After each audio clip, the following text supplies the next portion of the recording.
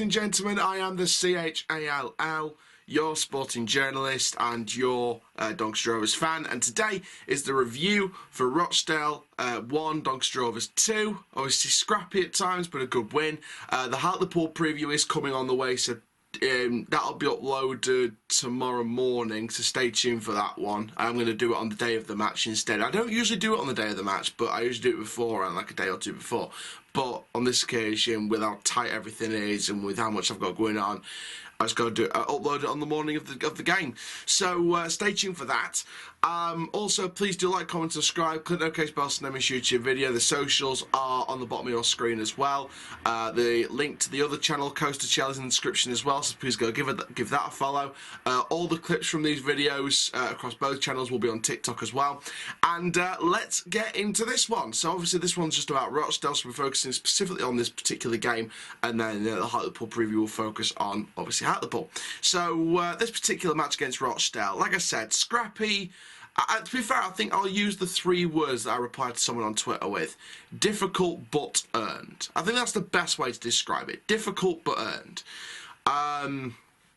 In the first half, it felt like we were swapping 15-minute spells. It was like we had the first 10-15 minutes, they had the next 10-15 minutes, and then we had the last sort of 10-15 minutes. And it was sort of, to be fair, it was sort of shared over the last 10 minutes, to be fair. So very half-half at times in that first 45. I think there was some gilt-edged chances. I think if Miller had his shooting boots on in the first half, then we would have had more. We would have had more goals. I think he would have probably got a hat-trick out of that game, to be honest, with his shooting boots. Obviously, there was that one particular chance in the first half when O'Donnell sort of miskicks it, and then Miller's on goal, takes a first-time shot, and it goes agonisingly wide. So first half, like I said, end-to-end near the end, but we had sort of a share of 15-minute spells where we looked like the team in control. And I think with the first half, I think we let Rochdale take too much control back of the match. Don't get me wrong, Rochdale looked pretty good in spells in that game. They looked pretty strong and started to take control back from that game. So fair play to them. Then the second half came, and again, Rochdale had their spells, but for me, I think we definitely earned the second half performance. I think that we were probably the better team in the second half, and that's not me being biased, that's just me being honest. I think Rochdale, though, did have their spells. Obviously, their goal was what was part of that spell. Brilliant goal, by the way. I've got to give credit where credit is due. Rochdale's goal was a good finish. But the maker of our goals, the goal we scored before, and obviously the second goal as well, was assisted by one man, Kyle Noyle. Kyle Noyle is our number 2. He's faster than me and he's faster than you. He ate Chef Wednesday and Rotherham too. Kyle Noyle's our number 2 for a reason. Absolutely amazing performance. Probably one of his best performances in a Rovers shirt since he's joined the club from last season. You know, he's been with the club over a year now, and you know, it feels weird that he's been here for over a year, but yeah, just overall, just brilliant performance from him. Like I said, one of the best performances in a Rovers shirt for Noyle, and from last season, it isn't hard to top. But no, just brilliant. Ran his socks off, defensively solid. The first goal, ran down that right-hand side, brought it in. Agard finishes. Good finish for Agard. He needed that goal. You know, that's 3 goals for him now, along with Carl Hurst. But of course, topping the goal scoring chart is Mr. Millsy, Mr. Miller, 6 in 12. Obviously not. It's okay. It can be better, but for the performances that we've put in over the games, even some of the games that we've won this season, I think it's not too bad. It can be better, but it's not too bad. So yeah, I think Miller's doing all right so far. I think he's doing well. But like I said, the goal assisted again by Noyle. Ran down that right-hand side, ran through about 3, 4, 5 players, skipped past them, used the strength to get past them, puts the ball through, and then Miller just slides it through the legs of the goalkeeper like a silky little thing. Just brilliant goal again. Of course, Miller celebrates in front of the fans. I think one fan came on the pitch, tried to celebrate with the players, and then Stewart came rushing over. The main thing with the goals was, from a fan point of view, was the Rochdale reaction. Now, it's not all the fans, it's not every single one of them, so, you know, if you're not part of that lot, then don't include yourself with this. You are not a part of this. But there was some right cocky, arrogant little so-and-sos in that bottom corner when we scored, when they scored, that came rushing over to our end and tried starting on us. And the Rovers fans just let them have it. They absolutely let them have it, and it felt like there was a bit of a war. In fact, I think one of our fans, got very, very close to their end at one point. I think Stewart's just got to them. So very, very, interesting to say the least. So yeah, overall in the second half, I think we were the better team. I think that we put in a better shift in the first half. I think first half we had our spells, like Rochdale did. I think Rochdale still had that spell in the second half for 10-15 minutes. However, we took the control back and we saw out that, and especially the last 5 minutes. I think the last 5 minutes probably Rochdale had the better of the chances to go forward, and I think we just I think for the last 5 minutes we sort of said to ourselves, okay, we're going to sit back here and soak in all the pressure, defend it really well, and just see it out. And we did that. We showed our defensive character. We did very well, and obviously there was some moments, shall we say, some highlights. Obviously the Rochdale fans, the certain group of Rochdale fans being cocky little so-and-sos was one highlight, not for them but for us, because we wanted to see how funny they were and embarrassing they were. Sorry Rochdale, it's not every Rochdale fan, don't get me wrong, but no, there was some moments on the pitch that were specific highlights as well. Obviously, the injury to Joseph Olowu is one of them. There was a collision between him and Maxwell. I think he collided with the post as well. Seems like it, I believe I read somewhere today it was something like a fractured eye socket or some kind of fractured eye thing. The latest that I heard is he may have surgery. I don't know if that's 100% true or not, but he may have surgery. It may need surgery, but he will not be available for Tuesday, and I think he might be out for a considerable amount of weeks. We don't know how long yet, but of course we'll get a diagnostic once the specialist comes back to the club. Now, obviously, in terms of other injuries, we know Tomlin was missing off the bench altogether because of the Achilles problem in his toe, from what I'm hearing. Obviously, he went to watch a golf game in Scotland, but I guess, obviously, best of luck to Lee in his recovery. I know McSheffrey's defended the post about the golfing. If he's injured, he's injured. He's got Achilles problem on his toe. Let's see what happens with that. Hopefully, best of luck, Lee Tomlin, on his recovery. Taylor missing again, Rowe missing again. Now Oluwu's back on the sidelines again after a couple of games. And hopefully, we're not going to start getting a rack of new injuries popping up. Anderson, I've heard, could be back into full contact training by next week, so that's obviously great news indeed for our defence, with Olowu being out now as well. Good to get Anderson back. Faulkner came off the bench in the first half and put in a really good shift, so hopefully got no worries with that. And yeah, it's going to be very, very interesting going into that Hartlepool game tomorrow with the selection we've got available. I'd say it's probably going to be pretty similar to the team we put out against Rochdale, with maybe one defensive change, which we all know. But let's go into player ratings and, of course, rating the fans and rating Mr. Gary McSheffrey himself. By the way, shout out to Steve Eyre, who took the media duties, but also McSheffrey did have his reaction as well. So it was good to see Steve Eyre taking it. And, of course, when the busy schedule comes up, McSheffrey doesn't have to always take media duties. Steve Eyre can take some media duties as well. So, McSheffrey and Eyre can sort of do media duties at the same time. It's one of those things. It's nothing to catch your eye on or anything like that.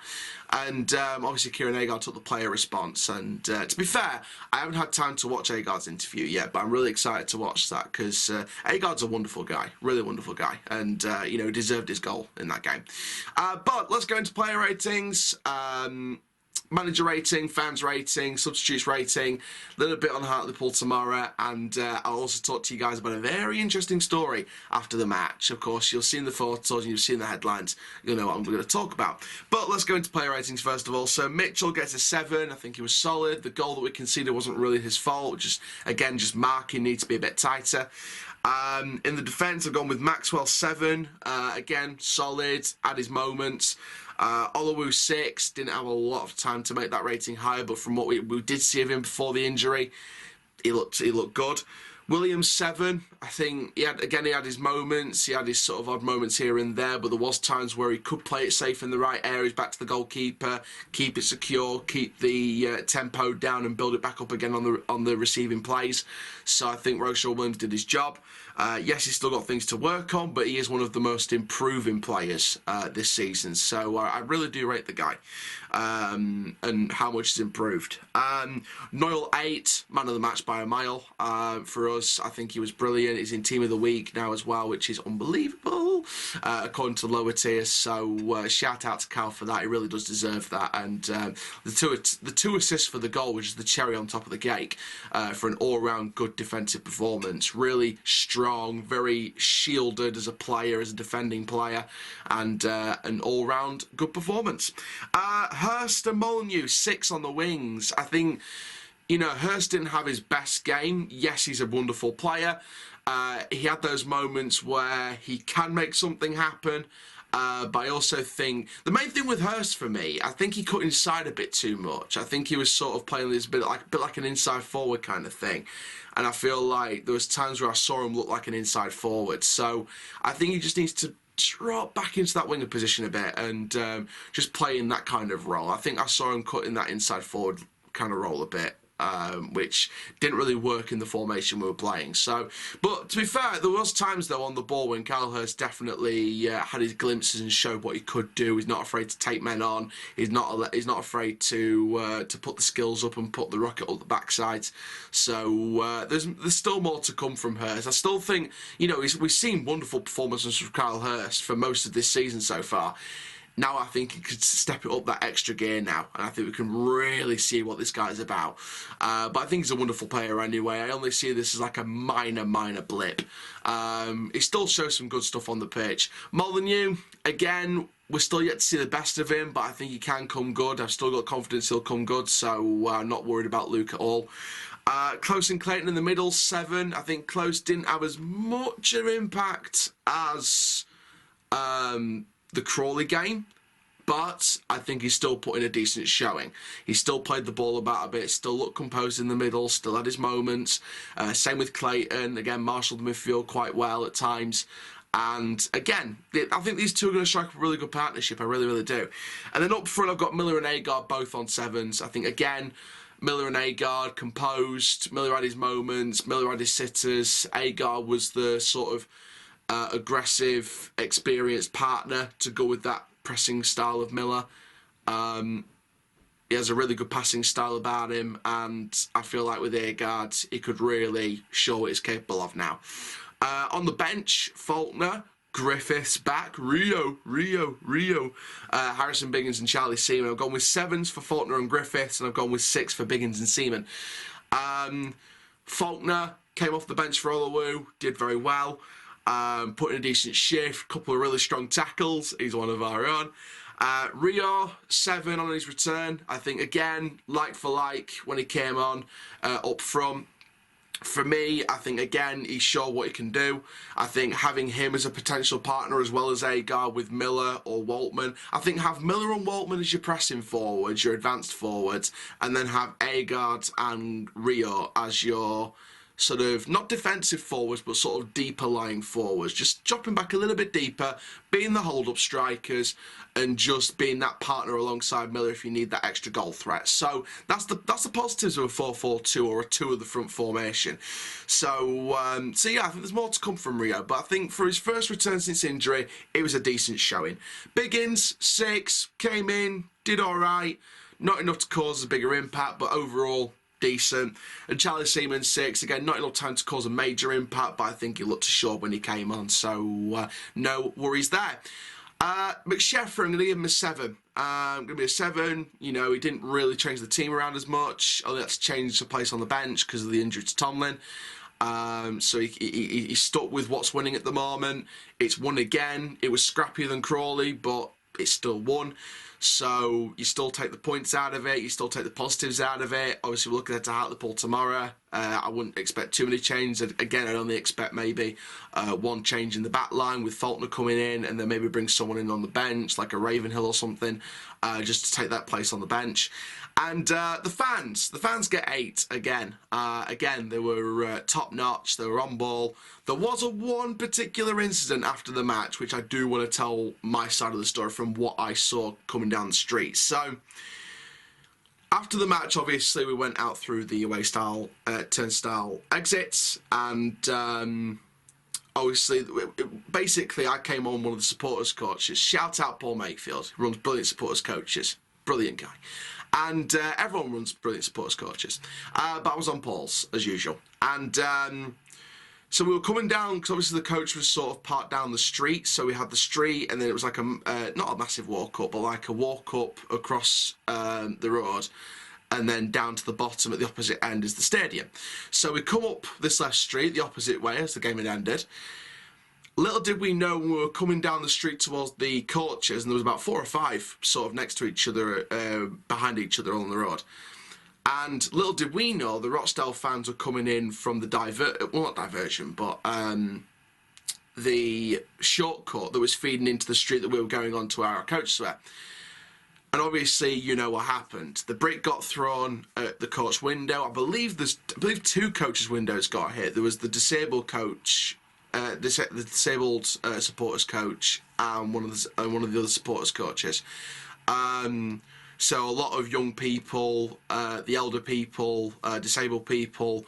You know, if they were on that, if some were in that direction of the window that got smashed, they could have been injured, and I know they were terrified. So all I can say to them Rochdale fans that were throwing things at the windows and breaking windows is you are nothing short of a disgrace. You don't deserve to be in a civilised society. I hope you get banned. Good riddance, you know. It's, and, what are you doing coming to a game if you're just there to throw bricks at things and cause trouble and stuff like that, or whatever it was thrown? Why come if you're only going to cause trouble? It's a Saturday, so you don't have to go to bed late because it's your school time and whatever. But, what's the point in coming if you just have to cause trouble? Just can't be bothered with people like them. Just cannot be bothered with people like them. And, like I said, they're the bane of my existence. But on the plus side, we've rattled another fan base, so we can add that to the list of teams we've rattled this season. We've got more rattle and more shake than Nesquik. We've rattled so many teams this year. It's unreal. But rattled them like a rattlesnake. It's brilliant. Right, let's get into my sort of final summary then. So overall, like I said, scrappy, but I think we deserve the win.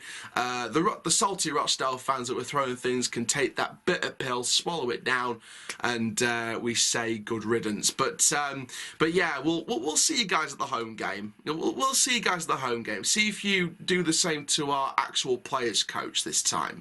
I dare you. But let's sum this up now. Thank you very, very much for watching this video. Like I said, Hartlepool video coming tomorrow morning, just before the game, and we will see you then. So thank you very much, guys. My name is the CHALL. Please like, comment, subscribe. Socials are on the screen of your bottom. And also, guys, the link to Coach Shell is in the description down below as well. Thank you very much. Have a wonderful day. And that is full time. Rovers side die. Those Rochdale fans, saltier than salt at the fish and chip shop.